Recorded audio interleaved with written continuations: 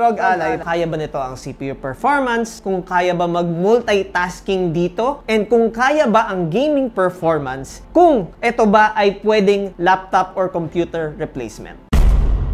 Okay, so nowadays, usong-uso na yung mga computers. Most of us are already using computers. Now, time goes by, nagde-develop ang ating mga computers, and then itong mga computers na to ay nagiging on the go. Pwede nang gamitin kahit saan. Pwede mong dalhin sa bahay, at pwedeng dalhin mo sa office, or pwede mong dalhin sa school. Kaya siya tinawag na laptop. Pero sa mga gaming laptops, hindi ka pwede maglaro nang hindi nakasaksak yung laptop. Kasi it tends na medyo babagal siya, or mabilis madrain ang battery. Or to make the story short, ang hirap gumawa ng mga 3D renderings or playing games on gaming laptop pag hindi ito nakasaksak. So kaya dito pumapasok ngayon yung mga handheld gaming computers.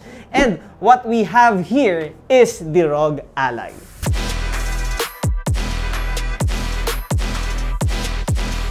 Ngayon, the big question on this gaming console, kaya ba nito ang mga computer replacement? Kaya mo ba mag-multitask using this? Yes, you can play games nang hindi nakasaksak to. Hindi katulad ng mga gaming laptop na kailangan pa nakasaksak para magandang performance. But speaking of performance, ang performance ba nito ay kayang tumapat sa mga performance ng mga gaming laptops? So, samahan nyo kami until the end of the video kasi mamimigay tayo ng ROG RGB Ally lamp. Mamaya may questions tayo. So, proceed tayo sa pag-unbox nitong unit na ito. Okay, now, this ROG Ally, pag-open mo pa lang, ang makikita mo dito is parang mga instruction manual kung paano i-charge ito or paano i-on. And then, the Ally itself is naka-covered in plastic. And then, once ni-open mo to, nandito yung charger niya. The charger is 65 watts. That is 3.25 ampere. Actually, ginamit ko rin tong charger na to sa ROG phone ko. And nag-fast charging din yung ROG phone ko. And it comes with a printed materials. Not to mention, dito sa likod, meron din kasamang stand. Ang isa lang na nakakalungkot dito sa ROG Ally na to, ang soft casing niya is sold separately. So, you need to pay separately for the casing.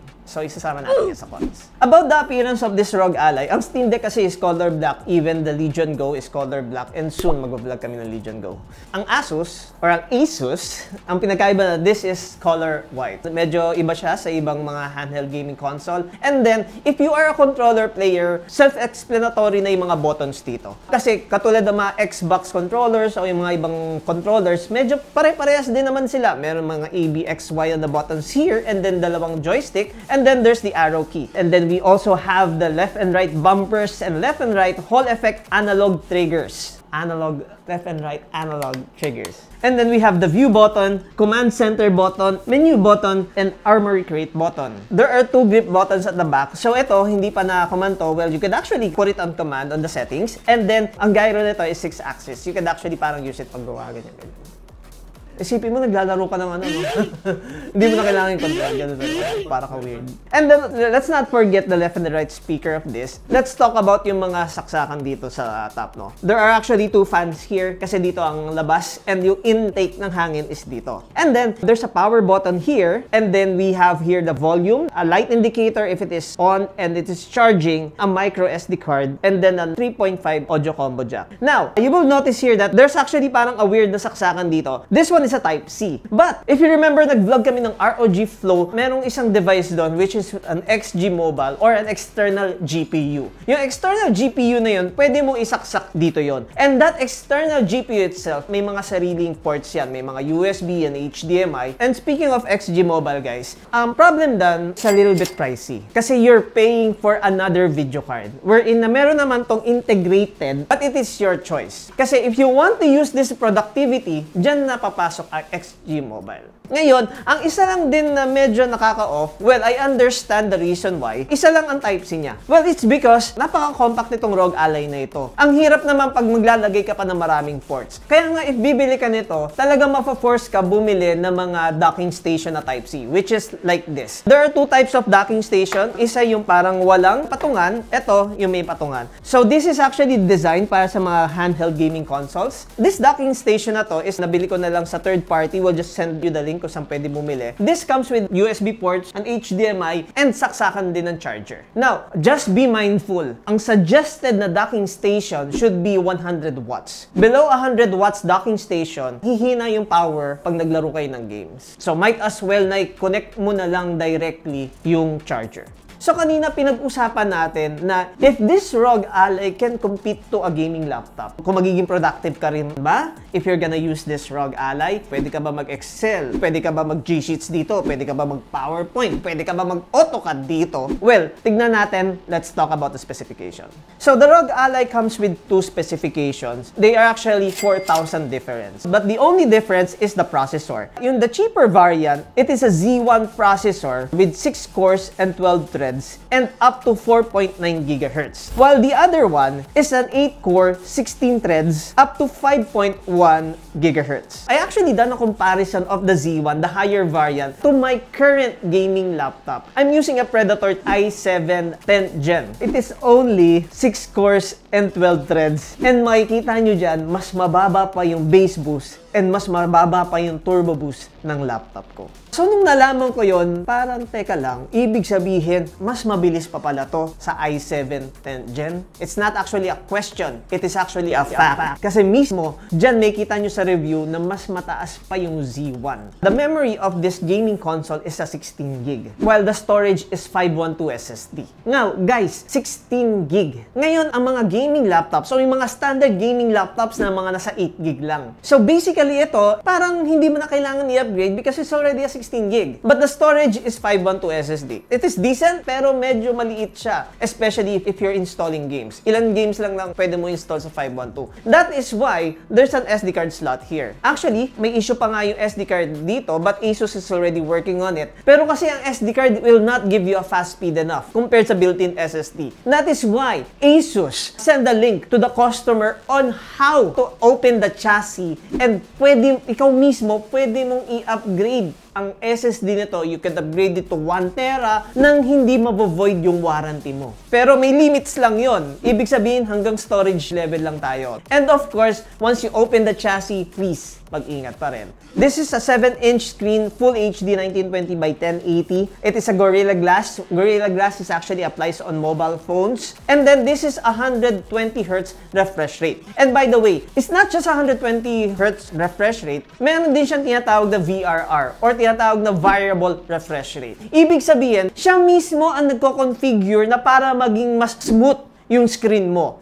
Ang operating system nito is Windows 11 Home. Ngayon, may mga nagka-questions na pwede ba yung mga applications ng computer or ng laptop sa ROG Ally? Definitely yes, because they are using same operating system. So kung ano yung ginagawa mo sa computer, pwede mo rin gawin sa ROG Ally. Now, about the GPU of this ROG Ally, since this is a gaming console, this is only an AMD Radeon graphics. Kung papakinggan nyo, AMD Radeon, wala ba siya yung parang yung mga RX, 4 gig dedicated, 6 gig dedicated katulad ng mga desktop computers or yung mga laptops? Well, ang isa sa pinaganda nitong ROG Ally na to, you can actually customize the dedicated video card of this ROG Ally. So dito mismo sa Armory settings niya, meron ditong GPU settings. You could actually set your GPU up to 1 gig hanggang 8 gig. Bahala ka kung ano yung gusto mo. So, ang GPU performance niya, if you're gonna play like yung mga AAA games katulad ng Call of Duty or yung mga Apex Legends, medyo nahirapan akong laruin. Kasi parang yung GPU niya is only designed for this handheld 7 inches, not for a big screen. If you really want to play a good game or a competitive game using the ROG Ally, dito papasok yung XG Mobile. Pero yun nga, medyo pricey yung XG Mobile na yun. So, if you're the person that you just want to play a single player and alam mo yung game na yun, hindi namang ganong kalakasan mag-consume ng GPU, okay siya. Pero dun sa mga competitive na AAA game, kakailanganin mo yung XG Mobile. For the GPU performance, it would be a so-so. Underneath the chassis, there are two fans. Isipin nyo, napakaliit na itong ROG Ally na to na pagkasya nila yung mga fans. And nandito yung SSD niya and yung kanyang chip sa gitna. Ngayon itong SSD na to is upgradable. Ito lang ang pwede mong pakilaman sa ROG Ally. And anything else, pag pinakilaman mo, it will void the warranty. Okay, so, katulad ng sinabi ko, may step-by-step process on how to transfer your storage to cloud and back to the new SSD. Just to sum it up, hindi mo pwedeng i-upgrade ang memory because it's already on board. Ang pinaka pwede lang dito, not adding, pwedeng palitan yung storage to 1 tera or 2 tera. This handheld gaming device comes with a 1-week replacement and a 2 years ASUS warranty. Now, let's talk about the cons. Number 1, the casing, it is sold separately. Well, it's not so cons kasi may mga ibang customer naman na baka mas preferred nila yung mga ibang brand ng casing sa ROG Ally, which is marami na ako nakikita. But, yun nga, maganda sana kung binili mo na ito yung ROG Ally, kasama na sana yung carrying case niya. So, probably isa sa cons, but it's not really a cons. Yung ports niya, medyo onti lang. It's only one Type-C port. So, talagang you will be forced na talagang bumili ng Type-C dock. Now, this Type-C dock, pwede mo connect sa monitor to be more productive. Lastly, yung cons na narinig ko sa mga forums is the SD card. Well, sorry, I haven't tried the SD card of this. Pero sinasabi nila na medyo nawawala daw yung connection ng SD card na pag umiinit. But I'm pretty sure that ASUS is already working on it. And that is why there are some customers are upgrading their storage from 512 to 2 tera. And isa naman yun sa mga pros, you can upgrade it by your own na hindi mavo-void yung warranty mo. Nag-send ng link si ASUS kung paano babaklasin at paano i-cloud storage yung OS mo and nililipat sa 2 tera, which is really helpful. Pero in case na natatakot kang i-upgrade, pwede naman kami.